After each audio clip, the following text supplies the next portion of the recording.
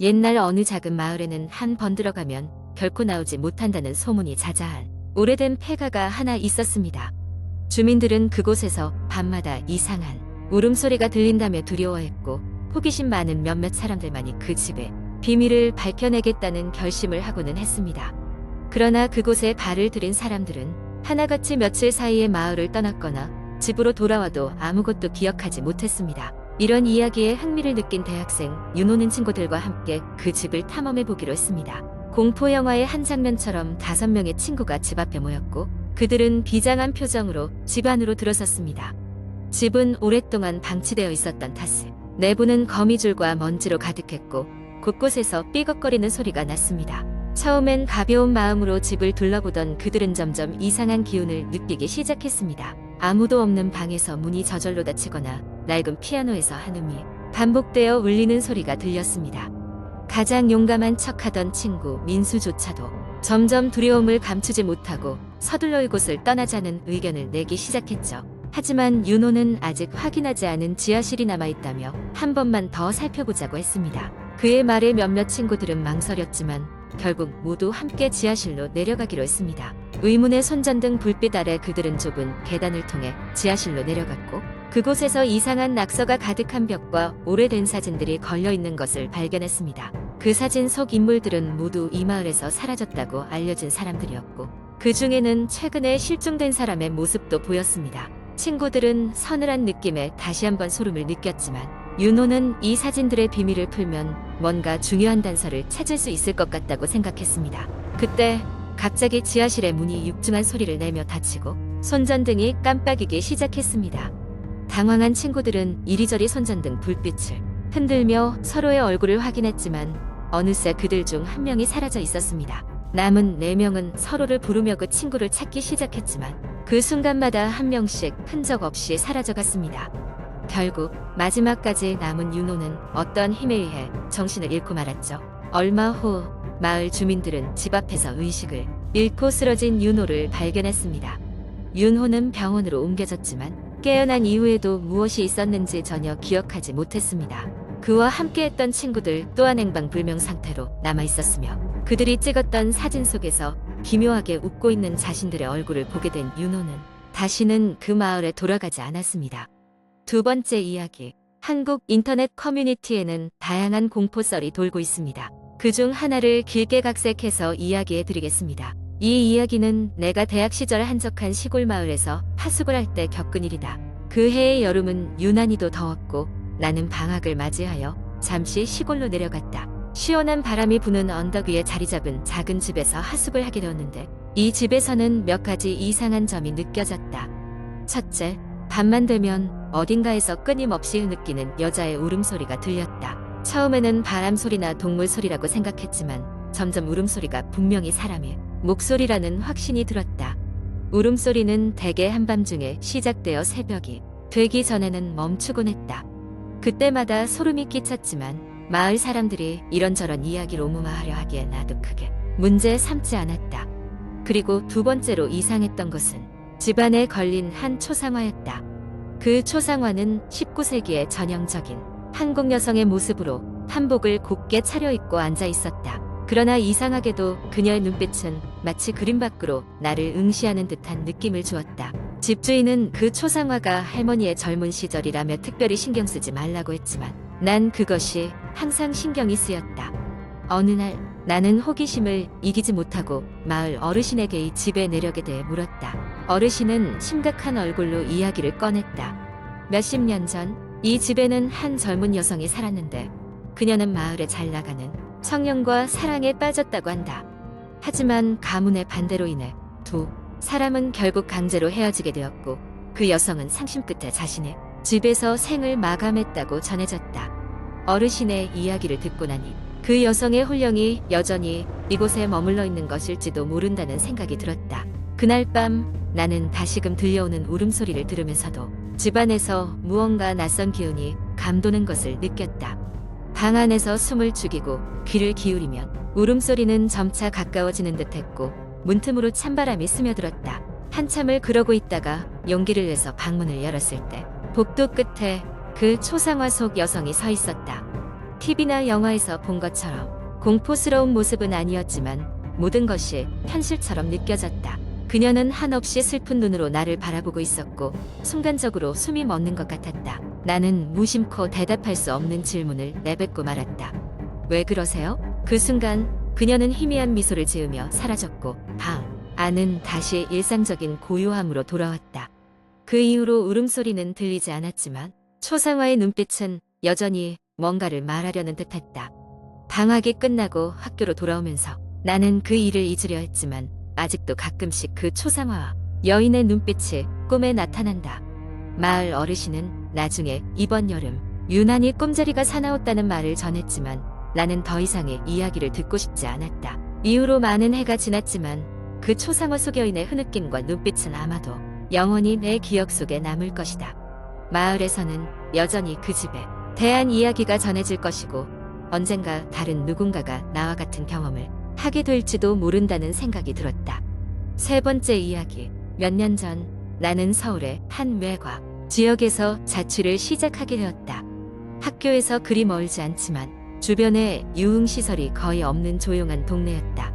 오랜 삼각지 생활을 청산하고 조용히 공부해 몰두할 수 있는 환경이라는 점이 마음에 들어 그곳으로 이사를 가게 되었다. 이사 첫날부터 모든 것이 순조롭게 진행되었다. 방도 크고 쾌적했으며 창문으로는 멀리 남산타워가 보였다. 첫밤을 보내고 아침을 맞았을 때 창밖으로 보이는 풍경은 매우 평화로웠다. 집 주위에는 작은 공원이 있었고 사람들이 개를 산책시키거나 뛰는 모습이 정겨웠다. 그렇게 새 환경에 금방 적응할 수 있었다. 그런데 이사하고 나서 며칠이 지나자 이상한 일들이 하나둘씩 벌어지기 시작했다. 처음에는 사소한 것이었다. 집에 혼자 있는데 누군가 뒤에서 날 부르는 것 같은 착각이 들었다. 아마도 새로운 환경에 적응하는 과정에서 스트레스를 받아 그런가 보다. 그렇게 대수롭지 않게 넘기곤 했었다. 그러던 어느 날 밤 불을 끄고 잠자리에 누웠는데 밖에서 이상한 소리가 들려왔다. 종이를 비비는 것 같은 소리였는데 점점 더 내 창가 쪽으로 다가오는 듯했다. 두려운 마음에 커튼 틈 사이로 밖을 내다봤지만 아무것도 보이지 않았다. 그저 어둡고 적막한 거리일 뿐이었다. 혹시나 하는 마음에 경찰에 신고할까도 생각했으나 스스로도 과민 반응 같아 그냥 넘어갔다. 하지만 그날 이후로 이상한 일은 계속되었다. 자려고 하면 누군가 방 안을 서성이는 듯한 느낌이 들고 창가 쪽에 저절로 생기는 습기 자국에는 마치 손가락을 이용해 무언가를 적어놓은 것처럼 보이기도 했다. 점차 신경이 날카로워졌고 그래서 모든 것을 무시해보기로 했다. 그러던 중 어느 날 늦은 저녁 학교 수업을 마치고 집에 돌아오는 길이었다. 골목을 들어서는데 멀리서부터 집 앞까지 환한 불빛이 보였다. 이상하게도 내가 사는 빌라 창문 중 한 곳에서 누군가가 손전등을 켜고 이리저리 비추는 것 같았다. 순간 심장이 철렁 내려앉았다. 심호흡을 하고 자세히 보니 내 방이었다. 나는 누구와도 키를 나눠주지 않았고 당연히 방에는 아무도 있을 리 없었다. 그렇게 문 앞까지 도착했을 때 문이 약간 열린 채로 흔들리고 있었다. 나는 핸드폰 손전등을 켜고 천천히 집 안으로 들어갔다. 식탁 위에는 아침에 놔두었던 책들이 여기저기 흩어져 있었고 바닥에는 물자국이 남아 있었다. 설마 물이 새는 건가 생각하며 바닥을 따라 걷다 보니 그 물자국의 끝은 화장실 문 앞에서 멈춰 있었다. 화장실 문을 천천히 열었을 때 나는 두 눈을 의심했다. 거울에 낙서가 되어 있었다. 나에게 돌아오지 않는다 해서 괜찮아질까? 라는 글귀가 뚜렷이 보였다. 등골이 오싹해진 나는 재빨리 문을 닫고 나왔다. 그 후로 나는 더 이상 그곳에 머물 수 없었다. 이튿날 아침 나는 모든 짐을 챙겨 다른 곳으로 이사를 가기로 결심했다. 이삿짐을 싸던 중 방 한 구석에서 오래된 사진 한 장을 발견했다. 사진 속에는 지금의 내 방과 동일한 배경에서 웃고 있는 젊은 여자의 모습이 있었다. 사진 뒷면에는 해진 1995년 5월 14일 이라고 적혀 있었다. 그제서야 나는 이 빌라의 전 세입자가 자살했다는 이야기를 떠올렸다. 그것은 빌라를 계약할 때 불쑥 들려온 이야기였지만 애써 잊고 지내왔다. 나는 사진을 들고 집주인을 찾아가 그날 밤 있었던 일을 설명했다. 집주인은 잠시 고민하더니 조용히 말했다. 그녀는 누군가와 다시 연결되길 원했던 것일지도 몰라요. 그동안 여러 번 비슷한 일이 있었다고 들었습니다. 그렇게 나는 그 빌라에서 나온 뒤로 한동안 악몽에 시달려야 했다. 그리고 지금도 가끔씩 밤이면 그 소름 끼치는 손전등과 거울의 글귀가 떠오르곤 한다. 그때마다 나는 스스로에게 되뇌인다. 과연 그 거울 속에 그녀는 지금 어디에 있을까? 네 번째 이야기. 옛날 경상도의 작은 시골 마을에 위치한 한 오래된 집이 있었다. 이 집은 조선시대부터 이어져 온 유서 깊은 한옥으로 마을 사람들은 그 집을 귀신집이라 불렀다. 한옥의 주인은 한씨의 성을 가진 유지였다. 그는 대대로 이 집을 관리하고 살고 있었지만 어느 날 갑자기 모습을 감췄다. 마을 사람들은 한씨 유지가 집안의 재산 관리에 실패에 피폐해졌다는 소문을 떠들어댔지만 또 다른 사람들은 그가 귀신에 시달리다 못해 집을 버리고 도망쳤다고 믿었다. 그도 그럴 것이 많은 사람들이 그 집 근처를 지날 때마다 기이한 소리를 듣고 낮인데도 불구하고 으스스한 느낌을 받곤 했기 때문이다.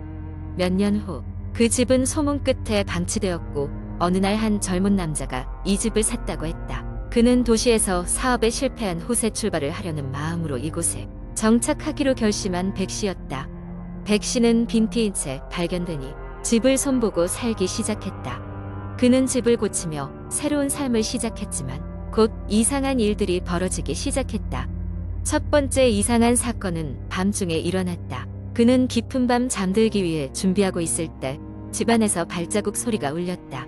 처음에는 바람 소리라고 생각했지만 소리는 집안을 돌아다니는 발소리였고 점점 자신의 방으로 가까워졌다. 심장이 쿵쾅거리기 시작한 백씨는 두려움에 떨며 방문을 꽉 잠갔다.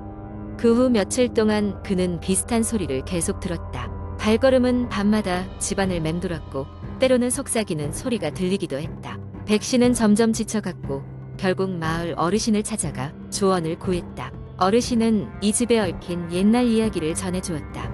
안씨 가문은 대대로 큰 재산을 소유하고 있었고 그 재산 때문에 형제들 사이에 갈등이 있었다는 이야기였다. 그 갈등은 어느 날 밤 큰 싸움으로 번졌고 그중 한 형제가 살해당하는 비극으로 끝났다. 안씨 가문은 이 사건을 숨기고 형제의 시신을 집 안 어느 데인가에 묻었다는 소문이 돌았다. 그 뒤로 그 형제의 귀신이 한을 품고 이 집을 떠돌고 있다는 것이었다.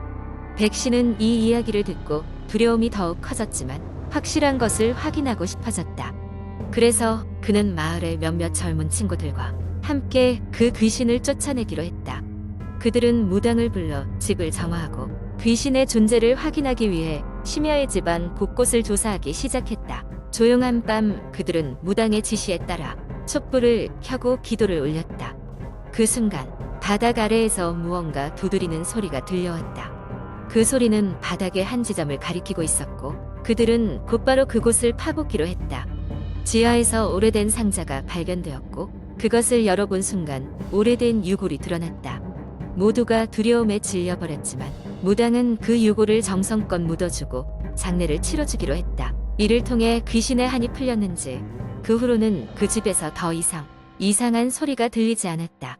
이후 백씨는 마을 사람들과 함께 지내며 집을 잘 관리했고 그곳은 다시 한적한 시골 집으로 돌아갔다. 하지만 해질 무렵이면 여전히 그 집 앞을 지날 때면 무언가 서늘한 바람이 불어오는 듯한 느낌이 들곤 했다. 마을 사람들은 이 집의 이야기를 조용히 전할 뿐 두 번 다시 그 집을 귀신집이라 부르지 않았다. 그렇게 집은 그 자체로 긴 이야기를 품은 채 사람들의 기억 속에 자리 잡았다.